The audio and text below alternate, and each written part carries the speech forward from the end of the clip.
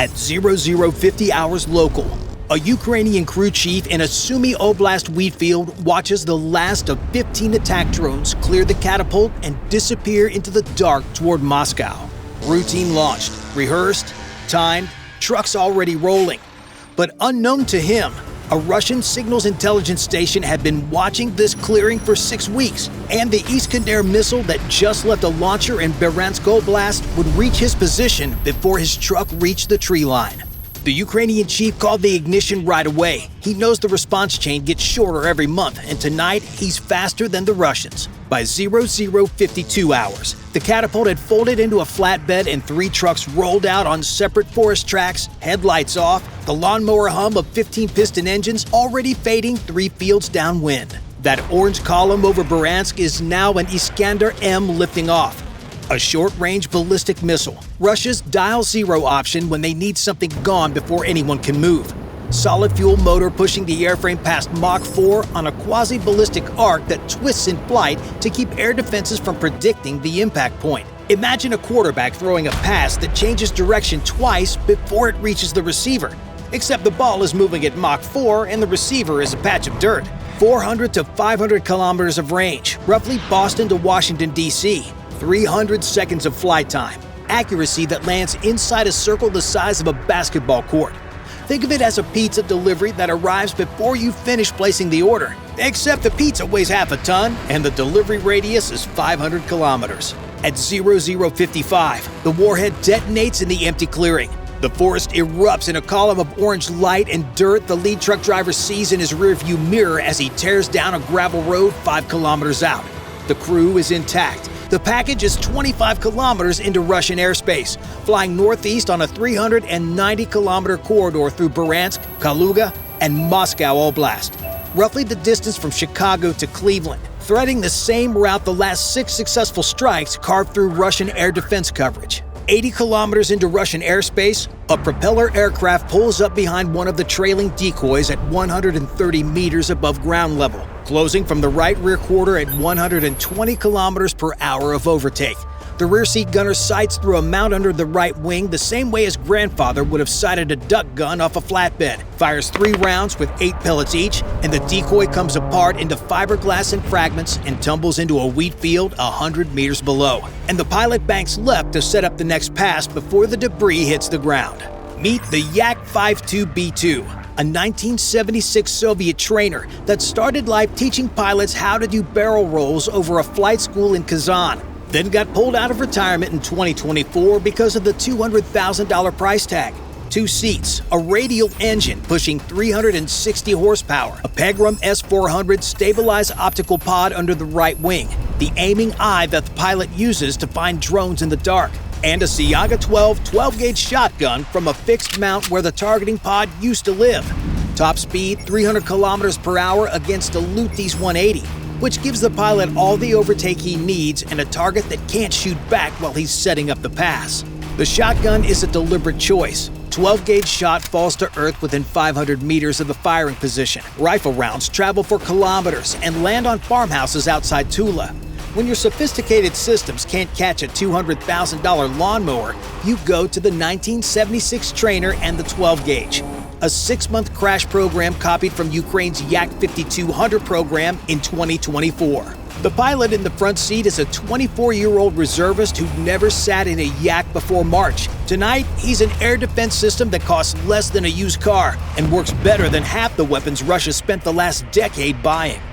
The Yak crews work the trailing decoys for the next 20 kilometers, taking 2 more inflatable reflectors out of the formation before the package outruns their fuel envelope. 3 decoys gone, 12 Liutyis still flying, and the first system that's supposed to actually shoot at the real drones is waiting on a steel tower 50 kilometers ahead. The map says it's a long-range SAM battery on a hilltop, capable of reaching out 40 kilometers and swatting a Liutyi out of the sky at half that distance. But the drone's map is built from optical satellite imagery a day and a half old, drawn by an analyst in Kiev who spent 20 hours building a corridor that threads to 2 known long-range batteries. The map is doing exactly what Russia built it to do, which is to say the map is wrong about almost everything. At 120 kilometers from the border, the lead Liutyi overflies the steel tower the planners had explicitly routed around. No radar paint, no missile launch. The drones fly undisturbed, and that's the first sign something's wrong. The tower is empty. The launcher, mounted on top, is a 200-kilogram inflatable vinyl shell with a steel skeleton, painted in standard Russian military camouflage, with a small heater inside the casting that throws off a thermal signature close enough to an actual SAM site to fool an optical satellite. $40,000 of inflatable vinyl doing the job of a $14 million Pantsir battery. And doing it better because the real Pantsir might miss. The decoy has a 100% success rate, fooling every satellite pass, redirecting every route, and never needing a single missile to do it. 6 of these sit in a 30-kilometer arc along the route the Ukrainian drones are flying through. Optical satellite imagery is just Google Earth with a paid subscription and a daily refresh. The cameras see what reflects light back, period. 30 to 50 centimeters of resolution. An inflatable vinyl shell painted in the right colors and heated to roughly the temperature of an actual radar antenna looks identical to the genuine article on an optical pass. The satellite tells you what's there, but it can't tell you whether what's there is full of missiles or full of air. Synthetic aperture radar, or SAR, is what happens when you ask a satellite to use a different sense entirely. SAR bounces radar pulses off the ground and reads the returns, and an inflatable vinyl shell returns radar energy very differently than 30 tons of steel and electronics. Optical imagery is a photo of a person in a fat suit. SAR is asking that same person to step on a scale. Oh, the fat suit looks great in pictures, but the scale tells you the truth. It's like reading a doctor's note someone else wrote in cursive. The diagnosis is right there. You just can't read the handwriting. Ukraine has limited access to commercial SAR data, and Russia knows that. The decoys aren't built to fool an analyst with unlimited resources. They're built to fool the analyst Ukraine actually has, working from optical passes with 1 to 2 day delay. And tonight they worked exactly as designed. The threat map sent the package straight through the corridor where 6 fake Pantsirs were sitting on towers, and carefully routed the drones around the gap where the real air defense was waiting. The lead Liutyi passes the 3rd empty tower and the formation drops 60 meters, threading the river valleys northeast toward Moscow Oblast. 12 drones still flying, 90 kilometers ahead. The most jam patch of sky in Russia is already waiting for them. 12 Lutyis crossed into Moscow Oblast at 60 meters AGL, threading the Protva River Valley northwest of Naro-Fominsk, 35 kilometers from the target. 40 kilometers south, a Russian electronic warfare officer in a hardened bunker outside the city watches his console light up. 12 Lutyi-shaped tracks crossing the border of his jamming envelope, exactly the signature he's been waiting for since 0100. He nods to the operator beside him, and the spoofing system goes from passive denial to active deception. The signal his system is about to broadcast across Moscow Oblast will tell every GPS receiver in the bubble that it's 50 kilometers south of where it actually is. Inside each Liutyi, the GPS receivers start reporting position fixes that don't make sense. Satellite court right, signal strength right, but the calculated position drifted south at a rate no aircraft can fly. A chip the size of a deck of cards inside each drone fires alerts, and that chip is about to make the most important decision of the night. The Skynode S autopilot is the brain inside every Liutyi flying tonight. A Swiss-American flight controller built by Auterian out of Zurich and Arlington, Virginia, running across the drone's AI vision, inertial sensors, and GPS receiver all at once, cross-checking them against each other every second of flight. 3 voices in the drone's head, all of them telling the autopilot where it is. Right now, the GPS voice is shouting that the drone is in Belarus, while the inertial sensors and the AI vision both say that's nonsense. Majority rules. The Skynode S throws the GPS out and falls back to inertial and AI vision alone. The breakdown? INS, inertial navigation, tracks the drone's position from its own accelerometers and gyros. GNSS, Global Navigation Satellite System, is the proper name for the GPS feed. AI vision matches what the nose camera sees against cached satellite imagery the operators uploaded before launch. Imagine driving with 3 GPS apps open at once. 2 says you're on Main Street. 1 says you teleported to Idaho, and you trust the 2. It's the navigation equivalent of asking your buddy and your phone for directions at the same time. Somebody's wrong, and the drone just picked a side. The most intense GPS denial zone Russia has ever built around its capital is a Krasuka 4 and a Pol 21 spoofing complex, broadcasting fake satellite signals louder than the real ones. Think of it as someone yelling fake directions through a megaphone at every driver on the highway. Except tonight's drivers are running a navigation app that knows when to ignore the loudest signal on the highway. Russia has been catching first-generation drones in this bubble for 2 years. Tonight, they're catching 12 Swiss autopilots that don't trust any single source. Throwing out the GPS saved the drones from steering 30 kilometers off target. It also handed them the next problem. The package is now flying on inertial estimation across an air defense bubble Russia spent 2 years building around its capital. And inertial estimation drifts the longer you fly. So by the time the package reaches Naro-Fominsk, the position error is 200 to 400 meters. The only way to close that gap is for the AI vision to lock onto landmarks against cached imagery, which means the drones have to climb. Stay low and the warhead lands in a wheat field a kilometer short of the target. Climb, and 12 fat returns appear on every radar in Moscow Oblast at 400 meters. There is no third option, and the Skynode S autopilot doesn't have an opinion about that trade. It just has a route file uploaded 6 hours ago in Kyiv at 300 meters short of the closest hill on that route. The climb command fires across the formation. 12 Lutyis pull from 60 meters to 400 meters over a 90-second window, breaking out of a valley clutter and above the horizon line of every radar within 40 kilometers. The AI vision picks up the Nara complex perimeter. Rail spur and warehouse roofs matched against the cached imagery, and the position error drops from 400 meters to under 20. Climbing fixed the navigation. The same ascent turned 12 invisible drones into a flight of geese against a streetlight. They got spotted because the corridor was engineered for exactly this moment, and the climb point was the trigger Russia had been waiting for since 0100. 8 kilometers east, an Emir ground radar that thought it was watching empty sky a minute ago just got handed 12 fat tracks at 400 meters. The operator doesn't blink. His system has been sitting cold for 2 hours waiting exactly for this. The climb signature paired with a radar cross-section that matches every piece of Liutyi wreckage Russia's cataloged over the last 2 weeks. He flips one switch, and the launchers 4 kilometers north of his radar trailer slew onto bearing. 40 seconds later, 6 small airframes scream off the rails and tear toward the climbing Lutyis at over 300 kilometers per hour, twice their cruise speed, closing the gap in under 90 seconds. If you look here at what just cleared those rails, that's the Skvorets interceptor drone, the newest piece of hardware in Russia's counter-drone fleet, unveiled at a Moscow UAV Expo in April 2026 and rolling off a production line by May. The Skvorets is a one-time use guided missile dressed up as a drone, with a radar in the nose, a shaped warhead in the gut, and $30,000 to $50,000 of Russian electronics packed in between. 5 to 10 kilometers of range on the battery, one way only, and it detonates 4 to 5 meters from whatever its radar locks onto.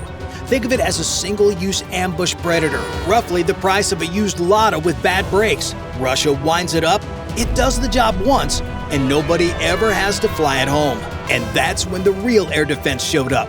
Every system the package fought through tonight, the inflatable decoys, the yak hunters, even the spoofing bubble, was the slow part. Russia has been building the fast part for 2 years, and tonight is the night it gets to play. The 6 Skvorets close on the climbing Lutyis with onboard AI trained on 6 weeks of cataloged Liutyi radar returns. Decoy reflectors fool the Skvorets some of the time, but not all of the time. The first Skvorets detonates against a decoy in a flash the Emir's operator watches as a single bright pixel on his console. Number 2 overshoots into a tree line and detonates against a stand of pines. 3 through 6 lock onto actual Lutyis, and 4 drones are gone in under 30 seconds. 8 Lutyis still flying. Each Skynode S triggers the same individual playbook. If radar warning exceeds threshold, dive. The dive happens simultaneously, 8 descent vectors funneling toward the only patch of low ground between the river valley and the target. The basin is 6 kilometers west of Naro-Fominsk, and it happens to sit inside the engagement envelope of an air defense system on a tower at a former radio engineering facility on the edge of town. The Emir's operator passes the dive vector along, and the Pantsir on the tower already has the diving Liutyis on its radar. The crew chief is cycling his system to fire. Inside the armored cab on the steel tower above Naro-Fominsk, the Pantsir crew chief watches his console populate with 8 inbound tracks. The cab smells like sweat and burnt propellant. His headset is digging a ridge into his skull on hour 14, and his coffee's been cold for 6. His wife texted 3 hours ago asking when he'd be home, and he hasn't answered because there's no clean way to say, "I'm waiting on lawnmowers." But none of that matters tonight. This is the engagement he came on shift hoping for. The fire control computer runs the math in real time and stages the salvo before he even tells it to.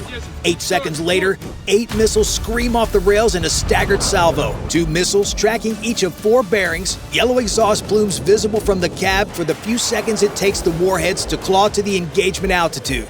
4 Liutyis come apart in the first 12 seconds, scattering fiberglass and warhead fragments across 2 square kilometers of farmland west of the town. That tower 12 meters above the radio engineering facility is a Pantsir S-1 NATO designation SA-22 Greyhound. Russia built it in the late 1990s to do one thing: stop anything small and slow from getting to a city. Missiles and guns on the same launcher. 3-man crew sealed inside an armored cab that hasn't seen daylight in a week. He flipped his system from search to engage the moment the diving Liutyis broke the Skvorets envelope, and by the time the first salvo cleared the rails, his autoloader was already cycling the next track. The standard 57 E6 missile on this thing reaches from a kilometer out to 20, a beautiful piece of 1990s Russian engineering that cost close to $500,000 per round. Throwing a $500,000 missile at a $200,000 drone is like sending a divorce lawyer to argue a parking ticket. So Russia did the math years ago and fielded the TKB-1055, a mini missile in service since September 2025. A quarter the size of a standard 57 E6 round, and 48 of them fit on a launcher that used to hold 12. But they aren't built to bring down a fighter jet. They're built to swat lawnmowers cheaply, in volume. That trade is the only reason Russia can still afford to defend its capital tonight. 12 seconds after the first salvo, the launcher starts cycling toward a fresh rack. But before the next missiles can fire, 4 Liutyis are still in the air. 3 cross into autocannon range from a bearing the multifunction radar hadn't gotten to in time. The 4th disappears into a power line corridor north of the basin and stays out of the engagement entirely. The crew chief has the call to make. He has 2 missiles still on the rail and 38 more in the autoloader queue, and he could throw 4 of them at the 4 drones closing on his position. 3 down, almost certainly, but his magazine drops to 38 and the next wave catches him with 1 rack instead of 2. Or he holds the missiles, bets on the guns, and saves the magazine for whatever Ukraine is launching tomorrow. He picks the guns. 4 drones just got through because the Pantsir is, at the end of the day, a calculator. A very fast, very precise calculator, but a calculator. The radar can track 40 targets at once, which sounds enormous until you see the next line of the spec sheet. It can guide exactly 4 missiles to exactly 4 targets at any given moment. Engagement cycles run 8 to 12 seconds per engagement group, 10 to 15 seconds between groups, and peak intercept rate against a clean target stream comes out to roughly 4 targets every 12 to 15 seconds. Period. Think of the Pantsir as the world's best bouncer working a club with 40 doors. He can see every one of them at once, but he can only stop 4 people at a time, and tonight there were 8. The Pantsir didn't fail tonight because Russia built it poorly. It failed because Russia engineered it for the threat profile of 2010. And the threat in 2026 came in formations of 17.